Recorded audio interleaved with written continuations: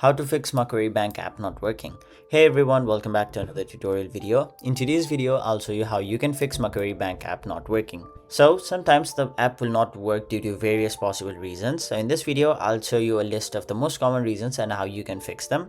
So the first and foremost thing is check your internet connection, as Macquarie app is an application that requires stable internet connection to work.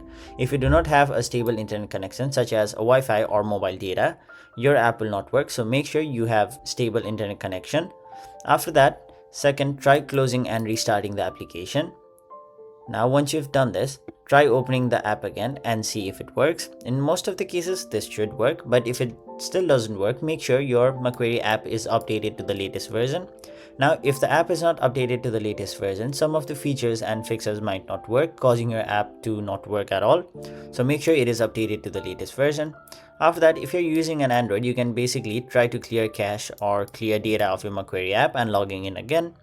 And if it's still not working, try restarting your phone. And once you've done that, if nothing works, simply reinstall the app, or you can contact the support and let them know that your app is not working, and they will be able to help you from there on.